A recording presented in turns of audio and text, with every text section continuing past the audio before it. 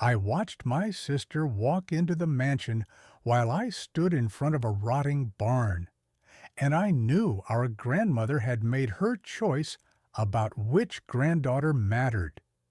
Before we dive into this story, hit that subscribe button right now. Tomorrow, I'm sharing something that'll completely change how you see family secrets. I was 22 years old, standing in the gravel driveway of what used to be my grandmother's estate in rural Pennsylvania, trying not to cry as my older sister Caroline squealed with delight over her inheritance. The lawyer had just handed us each an envelope, and while Caroline got the keys to a four-bedroom Victorian mansion worth at least $600,000, I got a single rusted key attached to a note that said, "The barn and everything in it." The barn, a sagging structure with peeling red paint, and a roof that looked one strong wind away from collapsing entirely. I could see it from where I stood, about 200 yards behind the main house, half hidden by overgrown weeds and wild blackberry bushes that had reclaimed the path leading to it. Caroline was already inside the mansion, her voice echoing through the empty rooms as she called out to her husband about crown molding and original hardwood floors. She hadn't even acknowledged me since the reading of the will, too busy photographing everything for her Instagram followers, who loved watching her authentically curated lifestyle. The lawyer, Mr. Patterson, cleared his throat beside me. He was a kind man in his 60s who'd known our grandmother for 40 years. "Your grandmother was very specific about her wishes," he said softly. "She left detailed instructions that you were to receive the barn and its contents, and that you were not to enter it until after the estate was fully settled." "When will that be?" I asked, my voice barely above a whisper. "The paperwork should be finalized by next week. I'll call you when everything's ready." He paused, studying my face. "Sarah, I knew your grandmother well. She loved both of you girls, but she had her reasons for dividing things this way. I think you'll understand once you explore what she left you." I wanted to believe him, but standing there looking at that decrepit barn while my sister inherited a mansion, it was hard to see it as anything other than favoritism. Caroline had always been the golden child, the one who got straight A's, married a successful lawyer, and lived in a pristine suburb with her perfect kids. I was the art school dropout who worked 3 part-time jobs and lived in a studio apartment with a bathroom so small I had to sit sideways on the toilet. The week crawled by. I kept thinking about that barn, wondering what could possibly be inside that would make it equivalent to a mansion. Maybe grandmother had stored valuable antiques there, or perhaps there was cash hidden somewhere. But even as I imagined these possibilities, I knew they were desperate fantasies. The barn was probably full of old farm equipment and mouse droppings. Caroline called me twice during that week, both times to brag about her plans for the mansion. She was going to turn it into a bed and breakfast, she said, something tasteful and elegant that would attract tourists visiting Pennsylvania's Amish country. She didn't ask about the barn or whether I was okay with the inheritance division. Why would she? She'd gotten exactly what she wanted. Mr. Patterson called on Thursday afternoon. "Everything's settled, Sarah. The barn is legally yours. Here's the address, though I imagine you remember how to get there." I drove out the next morning, a Saturday, because I couldn't take another day of wondering. The October air was crisp and cool, and leaves were just starting to turn brilliant shades of orange and red. The estate looked different in morning light, less imposing and more sad, like it missed the woman who'd lived there for 60 years. I found myself thinking about the last time I'd seen grandmother alive. It had been 6 months before she died, and I'd driven out to visit her on a Sunday afternoon. She'd been sitting on her porch in a wooden rocking chair, wrapped in a quilt, despite the warm spring weather. I remembered thinking how small she looked, how fragile, like she was already starting to fade away. We'd talked about my life, about how I was struggling to make ends meet, working at a coffee shop, a bookstore, and doing overnight shifts at a hotel front desk. I'd told her about dropping out of art school, expecting judgment or disappointment. Instead, she just nodded slowly and said, "Sometimes walking away is the bravest thing you can do." I hadn't understood what she meant then. I'd thought she was just being kind, trying to make me feel better about what I saw as my biggest failure. But now, standing in her driveway, holding the key to a barn I'd never been allowed to enter, I wondered if she'd been trying to tell me something important. Caroline's car wasn't in the driveway, thankfully. I wasn't ready to face her enthusiasm while I dealt with whatever disappointment waited in that barn. I parked near the main house and walked around back, following the overgrown path I remembered from childhood visits. The barn looked even worse up close. The doors hung crooked on their hinges, and several boards had rotted completely through, leaving gaps that birds had taken advantage of, building nests in the rafters. I pulled out the rusted key, my hands trembling slightly, and fitted it into the heavy padlock securing the doors. The lock opened smoothly, which surprised me, given how corroded everything else looked. I pulled the doors open, and they moved easily, as if someone had recently oiled the hinges. Sunlight streamed into the dark interior, and I stepped inside, letting my eyes adjust. The barn wasn't full of junk. It wasn't full of anything except one thing: paintings. Hundreds and hundreds of paintings, all carefully stored on custom-built racks. That lined every wall. They were covered with white sheets to protect them from dust and moisture, and the whole space had been climate-controlled. I could hear the subtle hum of a dehumidifier running in the corner. My heart started pounding as I walked deeper into the barn. I pulled the sheet off the nearest painting and gasped. It was a landscape, an absolutely stunning landscape of the Pennsylvania countryside, painted in oils with such skill and emotion that it took my breath away. The signature in the corner read E. Morrison. I pulled back another sheet, then another. Each painting was more beautiful than the last. Portraits, landscapes, still lifes, abstract pieces that seemed to capture light itself. All of them signed E. Morrison. I grabbed my phone and searched the name. Eleanor Morrison, my grandmother's name. The search results made my hands shake. Eleanor Morrison had been a renowned painter in the 1960s and 70s, her work displayed in galleries across the East Coast. Critics had called her one of the most promising artists of her generation.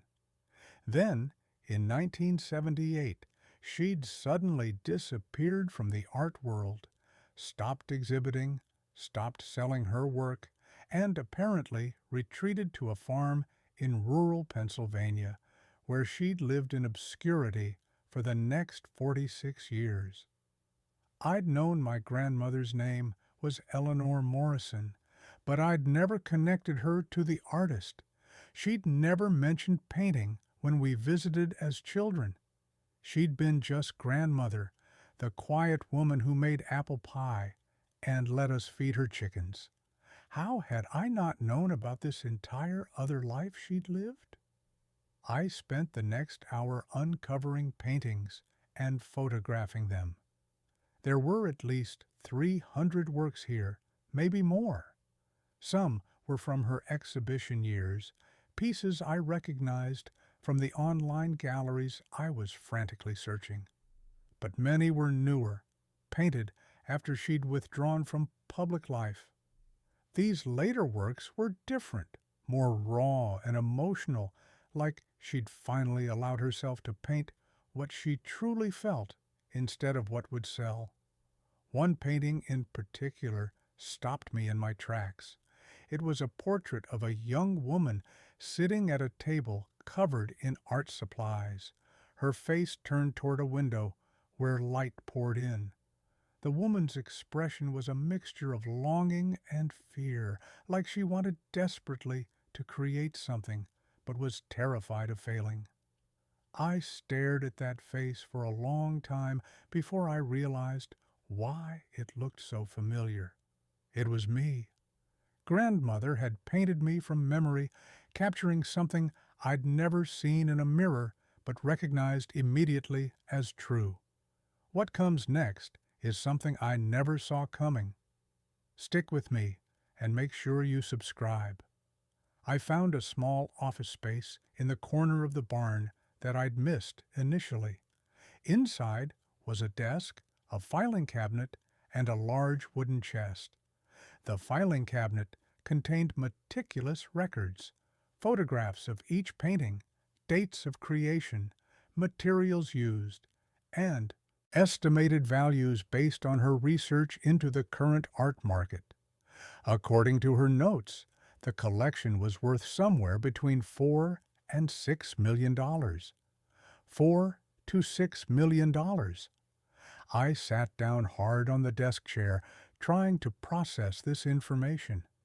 My grandmother had left me a fortune, but she'd hidden it in a way that made it look like she'd given me nothing. Why? The wooden chest held the answer. Inside were dozens of journals, leather-bound books filled with my grandmother's handwriting. I opened the most recent one, dated just 3 months before she died, and began to read. I'm leaving the barn to Sarah because she's the only one who will understand why I painted. Caroline is a good girl, but she sees art as decoration, as something to match the couch. Sarah sees it as survival. I've watched her struggle these past few years, trying to find her place in a world that doesn't value creativity unless it's profitable. She dropped out of art school not because she lacked talent, but because she couldn't bear to turn her passion into a commodity. I understand that completely. I left the public art world in 1978 because it was eating me alive. Every painting became about sales, about critics, about positioning myself in a market that cared more about trends than truth. I was producing work that looked like me but felt like someone else. So I walked away. I bought this farm, married a good man who understood my need for privacy, and I painted for myself for 46 years. These paintings in the barn are my real work, the pieces I created when nobody was watching, when I didn't have to think about galleries or collectors or what would sell.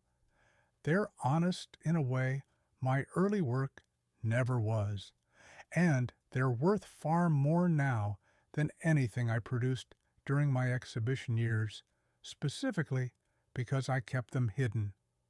I'm giving them to Sarah because she needs to know that stepping away from the world's definition of success doesn't mean you've failed. It means you're brave enough to define success for yourself. The money from these paintings will give her freedom, but more importantly, the paintings themselves will show her that it's possible to create art purely for the love of it and still have that art matter. Tears were streaming down my face as I read. My grandmother had seen me, truly seen me, in a way no one else in my family had. Caroline had always viewed my art school dropout status as a personal failure, proof that I couldn't commit to anything. But grandmother understood it was the opposite. I'd walked away because I couldn't bear to watch something I loved become something I resented. I spent the entire day in that barn, reading through journals and learning about the grandmother I'd never really known. She wrote about her early success and how it felt hollow, about the pressure to constantly produce and perform, about the relief she'd felt when she finally gave herself permission to disappear. She wrote about her marriage to my grandfather, a quiet farmer who'd supported her choice to paint without selling, who'd helped her build this barn and install the climate control systems.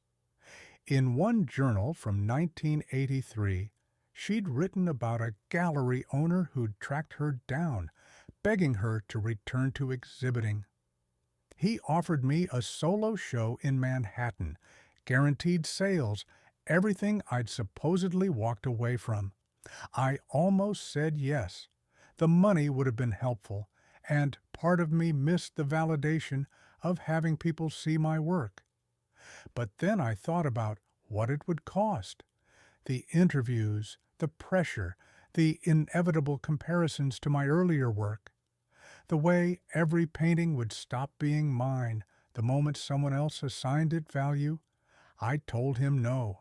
It was one of the hardest decisions I ever made, but also one of the best. Reading those words, I understood something about myself that I'd never been able to articulate. When I dropped out of art school, it wasn't because I couldn't handle the workload or didn't have the talent. It was because every critique, every grade, every assignment had slowly drained the joy from something I loved. I'd started creating work to impress professors instead of expressing what mattered to me.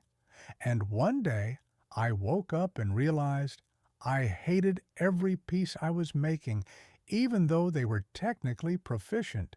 They weren't mine anymore. They belonged to a system that had taught me to second-guess every instinct. She also wrote about watching Caroline and me grow up, about seeing our different approaches to life and art. Caroline wants to be seen, she'd written. She wants recognition and validation from the world. There's nothing wrong with that. It's why the mansion is perfect for her. She'll turn it into something beautiful and invite people to admire what she's created. But Sarah wants to be hidden. She wants space to create without judgment, without the weight of other people's expectations. The barn will give her that, and the money from the paintings will give her the time to find her own voice. I found contact information for a prominent art dealer in New York whom my grandmother had corresponded with over the years. She'd kept him updated on her work, and, according to their letters, he'd been trying to convince her to mount a posthumous exhibition for the past decade. She'd always refused, but she'd made arrangements for him to handle the sale of her work after her death if her heirs chose to sell. I called him that afternoon, my hand shaking as I dialed. His name was Richard Chen, and he answered on the second ring. "Is this Sarah?" he asked, his voice warm with recognition. "Eleanor told me you'd be calling eventually. I'm so sorry for your loss. Your grandmother was an extraordinary woman, and an even more extraordinary artist." We talked for over an hour. Richard explained that Eleanor Morrison's work had only grown more valuable since her disappearance from the art world. Her early pieces sold for $50,000 to $70,000 each when they appeared at auction. But the later work, the paintings she'd created in private, would be worth significantly more because they'd never been seen publicly. A posthumous exhibition would be huge, he said.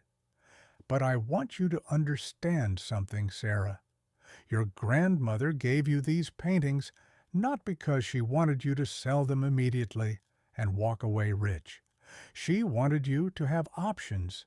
You can sell everything and never worry about money again.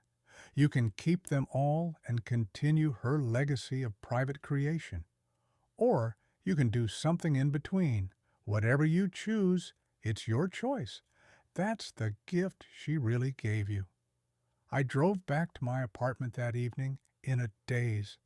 My phone kept buzzing with texts from Caroline asking if I'd seen the barn yet and what was inside. I didn't respond. I needed time to process everything before I shared it with anyone, especially my sister.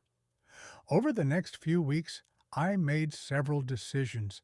First, I contacted Richard and arranged for him to visit the barn to properly catalog the collection. He brought a team of experts who spent 3 days photographing, documenting, and assessing each piece.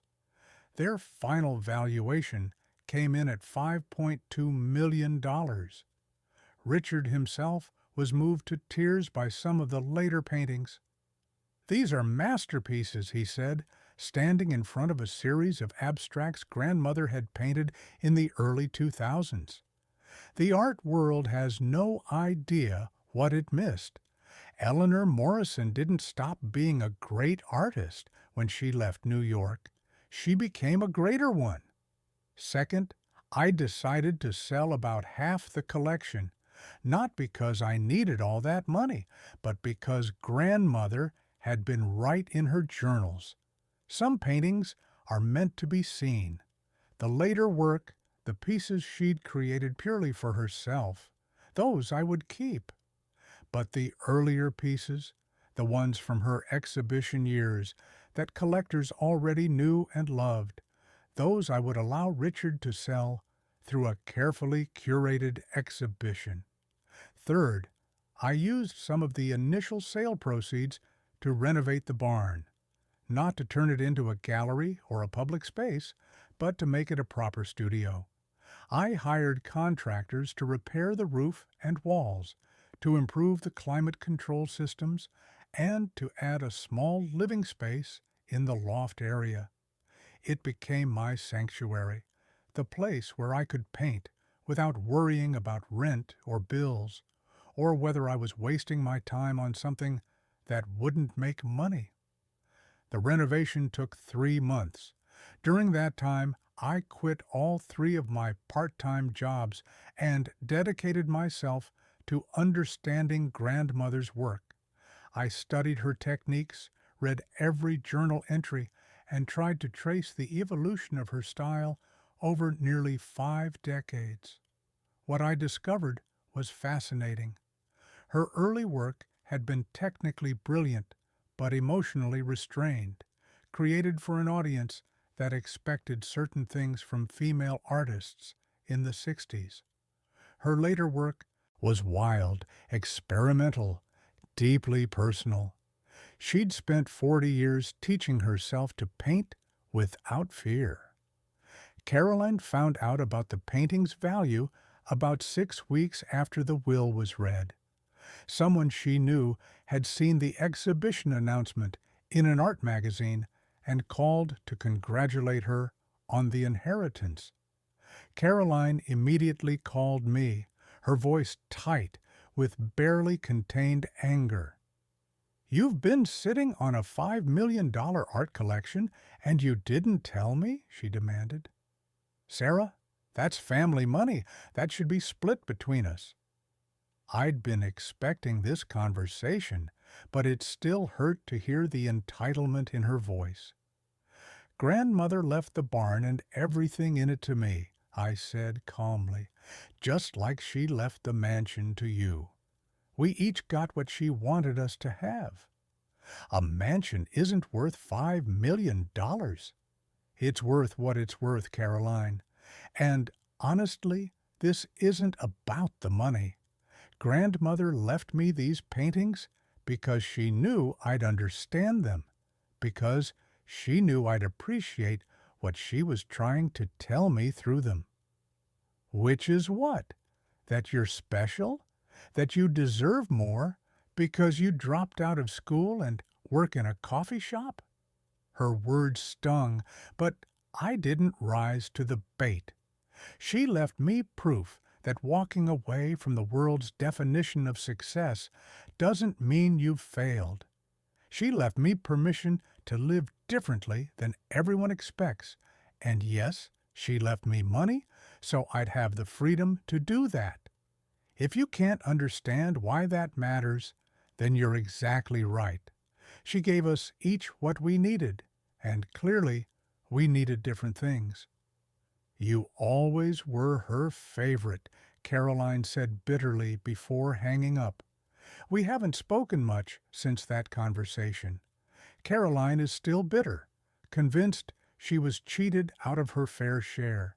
She doesn't understand that the mansion was perfect for her, that she's doing exactly what she wanted with it, turning it into a successful business that gets featured in travel magazines. She got her dream too. She just can't see it because she's too busy comparing her inheritance to mine. I've been living in the barn for 6 months now. The exhibition of grandmother's early work was incredibly successful, and I sold enough paintings to set up a trust fund that'll support me comfortably for the rest of my life. But the real gift wasn't the money. It was the validation that came from reading her journals and understanding that she'd walked the same path I was walking. I paint every day now, not for galleries or collectors, but because I need to.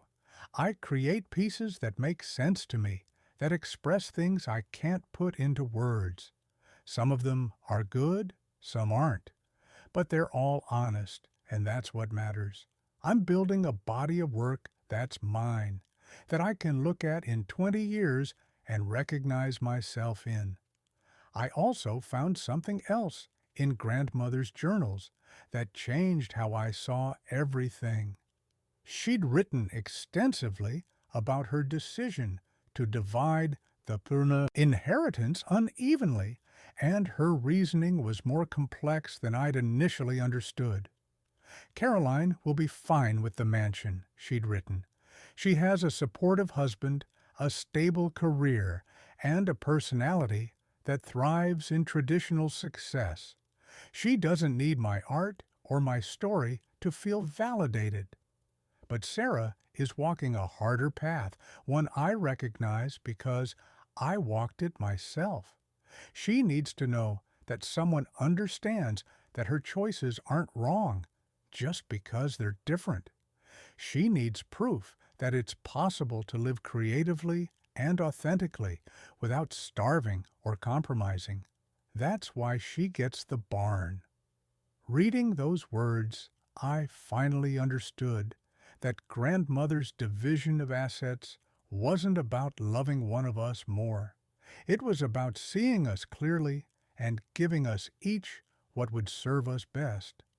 Caroline got a beautiful property that matched her vision of success.